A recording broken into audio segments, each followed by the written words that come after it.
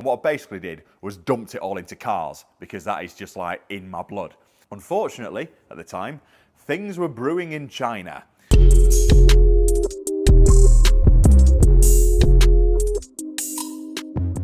Good morning, good afternoon and good evening. Welcome back to the channel. Thank you for coming back. Thank you for tuning in and welcome to my car dealership and welcome to my mezzanine floor. Today is a bit of a different video and I'm doing it for lots of different reasons, but the main reasons are people keep asking me, how did I start this place? How do I become a car dealer? What's involved, etc, etc. So that's kind of the main reason I'm doing it, is I'm responding to what people want. But the other reason I'm doing it is because I'm at kind of like a little bit of a crossroads in the business. So it's been going 5 years, a little bit longer. I kind of don't know what I'm doing with it now. Kind of go on to that at the end of the video. However, what I'm going to do is I'm going to talk you through from start to where we are now, how I did it, what's been involved, and I can assure you it has not been an easy sailing journey, but there has been a little bit of luck along the way. So I kind of want to share it with you really, and I also want to look back on this in 5 years' time for myself personally and go, look at where we are now, you'd never have thought it then. I hope. So, let me take you back to the year of 1989. It was a wonderful time. The birds were chirping away in the trees. The blossom was showing. Everything was nice. No one had ever heard of Boris Johnson. COVID wasn't a thing and Brexit had never even been spoken by anybody in the past. A baby boy was born. He was a beautiful child, born from the womb of his mother, exactly on time, perfect in every way and totally flawless. Anyway, that's Edward. That's my little brother. I'm Rob. I was born in 1987 and I've been an absolute git the whole way through. I was late. I turned up with an afro. My childhood, I was a naughty little boy. But overall, a boy with a good heart. Long story short, didn't get on with school, ended up leaving school under a cloud of judgment, didn't do very well in my exams and went straight into banking. That was kind of like the first thing that I did when I left school. 16 years old, into banking at Bradford and Bingley, which was just up the road. Voted the most ugly building in the UK by Charlie Boy, now King. Anyway, I digress. Worked there for a number of years, didn't like it. Ended up getting into a sales job, quite liked it. Didn't like authority. Ended up going from phone sales into selling windows and fascias and soffits. I was that guy. And then ended up working behind bars, ended up doing all that sort of stuff. Kind of the usual thing that you do from like 16 to 20, 21, just trying to work out who you are. Anyway, I got to 21-ish and I decided I'm going to go live abroad. So I went to live in Tenerife for 2 years and it was, we don't talk about it, the best years of my life in Tenerife. So I kind of got it all out of my system there and then came back into the UK when I was sort of 22 years old and decided to forge my career. Now, just to kind of take you back to the childhood briefly, I've always been a petrol head from a very young age. So I bought my first car, and if my parents are watching, yeah, this happened at 15. I basically used to buy them from a car dealer who's still operating in Shipley. A guy, and I won't mention his name, he used to go in, it was like 50 quid and you buy a car, but it was a different time. You used to drive it around with your mates and then eventually you try and sell it or you just leave it somewhere or whatever, it would break inevitably. Anyway, that was kind of part of me growing up and kind of getting involved in cars. And at 17, I bought a Vauxhall Nova, modified it, got the exhaust like that on it. I mean, look at the size of that thing. Beautiful, absolute touch of class. And that's kind of how I grew up. I love cars. My dad was a bit of a petrol head as well, but my dad was a very straight-laced bloke. I say was, still is, he's still around. Lovely guy. But he's always been very firm, fair, proper gentleman, proper old school, old-fashioned. Worked very hard in financial services. And I remember him as a boy kind of coming home in the suit tie with his briefcase and impeccably polished shoes. And that's always stood out in my mind as kind of like, that's what I wanted. So when I came back from Tenerife, I thought, that is what I want to do. I'm going to be a financial advisor. I'm going to go into that career. Now, my dad is a very, very tight man, and he kind of built that into me. So he's always been very fair with us as children, but there's been never such a thing as a handout. He's always been very much, if you need me, I'm here. If you want something, though, you're on your own. Go earn it. Go make it yourself. Instilled that into my head. I got myself into financial services, worked in that job for, it was basically 10 years, from 22 to 32, and I don't think there was a point in time where I truly enjoyed it. Worked my way into becoming a financial advisor, managed to work my way up the scales where I was actually earning good money, and at that point I kind of enjoyed it because the money allowed me to do stuff that I wanted to do. And what I basically did was dumped it all into cars because that is just like in my blood. So I bought a Subaru Impreza, did it up. I've still got it now. It's on one of the ramps back there. It owes me an absolute fortune, and I've not even driven it this year. It's one of those cars. But I might do some content on that because it is like, it's mental, that thing. It's proper bonkers.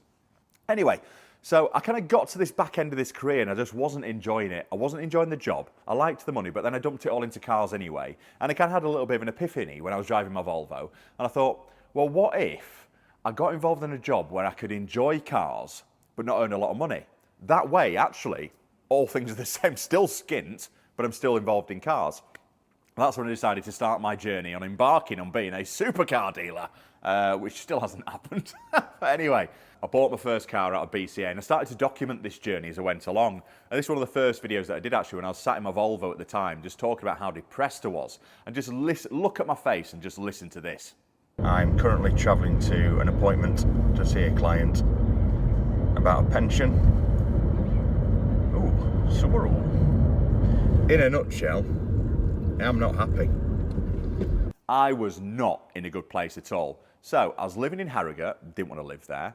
Things weren't great with my partner at the time. I ended up starting this business at pretty much the same time our relationship ended up ending. So it wasn't good at all. And what I basically did was went to BCA, bought my first car. It was a Fiat 500 Pop. The car is a Fiat 500, 1.2 Pop. What I should have bought was a Fiat 500 Lounge, and that was my first lesson into spec sells cars. Anyway, bought this Pop, did it up, put some stripes on it, got it on eBay, got it on Auto Trader and sold it and had my first victory in car sales. I then started to work my way through kind of selling slightly more expensive cars, and I'd capped myself. I remember saying never more than £5 for a car. I'm the cheap end of the market and that's where I want to be. Because truthfully, I didn't have any money because I just spent it all on cars. All my money is still sat on that ramp over there, to be truthful. I won't even tell you how much it owes me. Anyway, so I kind of worked through it. Now, it got to a point where I was kind of having like sort of 4 or 5 cars at a time, and what I needed was space. So I ended up, when I was driving past this place called Riffer Business Park, seeing this sign saying units to rent. So I got in touch with a guy called Simon. I said, look, I'm looking for just some space to store cars, but I'm not looking for a unit yet. I'm not there yet. And he allowed me to rent a little part of the building, sort of down the side, where I could store sort of 8 cars. That was perfect for me. That's like the first step. And what I used to do was sell them from home. But when I sold them from home, I'd bend the truth to the customer and say there's a reason why we weren't at work. So it might be I've just valeted it, now it's at home, it's just been serviced and now it's at home, or there's an issue with the locks at work, we can't get in, now it's at home, whatever reason. And I rode this crest of absolute nonsense for about 6 months until it got to a point where I thought this doesn't feel right selling cars in my living room and talking people through warranties and stuff, because I'm a private, am I a retailer, you know, what am I? So eventually I ended up having a word with Simon, the landlord at the time, and saying, look, I need a unit. And there was a unit coming up, which was a guy called Jamie, who was renting a unit. He was a mechanic at the time, and he was moving next door into a bigger unit because he was expanding. And this unit was like a perfect size. You could get 8 cars inside. There was a huge car park outside that was absolutely, I mean, grimy is not even the right word for this place. It was absolute dump. So I ended up moving in. It took me a long time to start to build the place up, but I ended up painting the walls, I repainted the floor, I did the door as well, and I put a massive logo on the door that you could see from the road with duct tape. Some of my finest work. And eventually I got it to a place where it kind of looked like a car dealership, and I was dead pleased with it. And then we started on the car park, and I remember using a digger, and Simon had lent me this 40-ton digger. Can you drive them? Yeah, Simon. Straight on Google. I managed to wipe out the entire phone network for the business park by taking it out with the digger. Anyway. Eventually got it into a nice sort of showroom type place. Unfortunately, at the time, things were brewing in China. Robbie wasn't aware of this, Simon wasn't aware of this, the UK, and apparently China wasn't aware of this, but I won't go into politics now. And unfortunately, moments after getting this unit ready, Boris Johnson came on TV and said, folks, I'm going to need you to stay at home, we've got a bit of a problem. My heart sank because I've just taken on a lease for a building at £1,000 a month, and all of a sudden BJ has turned the taps off. You can't do any business. So if I said I was a little bit concerned at the time, it would probably be a huge understatement. I was massively panicking. Now, this is where the first little bit of luck came in for me. So basically, if you had a retail premises at the time, what you were allowed to do was get what's called a government grant, which is essentially, they gave you 10 grand. So unless you were paying business rates, so I think they gave you 25, they just gave you 10 grand. And I'd literally just taken on the lease. So that, for me, is the biggest victory I've had in this game so far. Because what it essentially did was paid my first year's rent for me. So it took the pressure right off. Now, in the meantime, in the background, what I've done is I've got a little flat to rent. I kind of moved out and I kind of started my own thing. So I was probably the most lonely I'd ever been. I was doing it all on my own and all violin and all that sort of stuff. But it was difficult. So I started off with just sort of working my way through building more and more cars into Riffa Business Park, and eventually I had like 20 cars in stock, albeit they're all like £3,000 cars or whatever, but still a lot of money. And I built it up from the pot that I'd started off with, which was sort of 10, 20 grand. That's all I'd started with. So I was like, yeah, we're doing all right here. We can make this work. And then another gem. Apparently, you could borrow up to 50,000 quid on a bounce back loan at 2.5% interest, so long as you were prepared to say what you thought your turnover might be. How much does it need to be, Boris? 250 grand. I think it might be 350 grand. Thank you very much. I got a bounce back loan. Now, I've always been anti-debt. I just don't like it. However, this was my first taste of debt in a business. And you know what it is? Absolutely no issue at all. It really, really leapfrogged me. So, because I got this money in, then what I started to do was just dip my toe in the water with some sort of performance cars. So the first one I bought was off a mate, and it was a Mercedes-Benz C63, one of my favourite cars, always has been. A little bit modified, a little bit cool, and I was like, oh, okay, mate, I'll buy it. Bought it off him, put like £4,000 across it and sold it in like a week. The phone melted for it. I thought, right, I know exactly. This is what I've always wanted to do. This is where I know where we're going with it now. So I ended up buying a couple more. The other first big one that I bought was a Jaguar XKR. Really, really nice car. Bought it off another dealer that had bought it off a customer in part exchange. Didn't want to retail it because they lived across the road and didn't want to see how much margin was on it. So sold that. It was another £5,000 across that one. And that way I started to really build up into like the performance mark. Now every year what I was doing as an income, for the first year I didn't take anything. So I literally didn't take a penny each month. And the reason for that is because I'd got a little bit of money to start off with, so I used that personally to tide me over as well. Year 2, I took 800 quid a month. Year 3, 800 quid a month. And year 4 and 5, 1,500 quid a month. Big pay rise. You know, someone's doing all right. So I was slowly starting to build up my income. Now the problem with Riffa Business Park is it's cheap and cheerful and was a great place. But unfortunately, some customers were coming down and you could just see them looking at the ceiling, because I mean, the ceiling in that place was, if it was an umbrella, you wouldn't buy it. The amount of rain, there was more inside my building than outside of the bloody place. It was absolutely ridiculous. So it was all just starting to feel a little bit disjointed. We've got really nice cars, but in a place that was clearly a turd rolled in glitter. So it was coming to a head at some point. I was going to have to move. So I started looking around for different units. Now this place came up, now this is Bingley, where we are now. My biggest worry about this was moving from a LS or Leeds postcode into a BD or Bradford postcode, because unfortunately Bradford has got a reputation of being a little bit questionable. I think that's probably the most polite way of putting it. Now Bradford's 10 miles up the road from here, so it's not really Bradford, but I have had that friction with some customers since. But anyway, that was my biggest concern about moving. However, this unit is 2.5 times the size of my last unit and was only twice the price. So you actually ended up with a little bit more square footage, and it's a much nicer unit. So I rung my a very good friend called Nath, who has been my mate for 20 years or whatever. He's been in business for a long time in the motor trade. And I just said, Nath, do you think this is the right move for me? He said, Rob, you'll never look back, do it. So I pulled the trigger. We moved in here in October 2022, and it was literally just a box, empty white box, nothing in here. I said to the landlord at the time as well, do you think there's ever a chance we might be able to buy this? No, absolutely not. You're my pension. Thank you very much. So kind of everybody knows where they stand on this. And it took 2 months to actually make the place what I wanted it to be. Now, fortunately, I'd built up a little bit of money over the last couple of years at Riffa Business Park, and I put that into this build here. Now, this was phase 1. So basically what I did was painted the walls, put some wood panelling up, built a bar, which I was really pleased about because I had one at Riffa, but it was a little bit rubbish and a little bit ropey. I always wanted a nice one. Carpeted the floor. Then I had a mate come round who glazed the front of the building. Really, really, if you need windows, by the way, let me know, because I've got good people for windows. Now it's starting to look like a showroom. So I was buzzing. So now we're kind of on to the next phase of the business. And it was a bit of a steady start, sort of selling cars and building my way back up into it. And obviously it'd taken a long time and a lot of time off work, moving all the cars from one place to another and doing it all on your own. Then about 2 or 3 months in, a young lad came in called Callum. Now, Callum's been with me ever since, but at the time, he came in saying, I'm looking for a job, I'm not happy doing what I'm doing, I kind of need a little bit of stability, are you employing, are you taking on? I was like, mate, you're lovely, but I can't do it. I've just taken on a load of liability here in an area I'm not sure about, it's too much of a risk. But there's a twinkle in Callum's eye. I just thought, you know what it is, I've done this for 3 years on my own. I need a mate. I like you. You look like, you'd valet a car very well because I was using him anyway for valeting. Come in, have a trial. Came in for 3 months, he's been here ever since. And he now basically heads up all the preparation side of things of cars, which allows me to do more buying and selling of cars. It works really well. He's a really good lad. I know you're watching, Callum. Big kisses. Anyway, so Callum's in with me at this stage. Now I'm starting to really rally the business up. And from there, we've kind of sort of built up, and I've just continued to reinvest every penny back into it.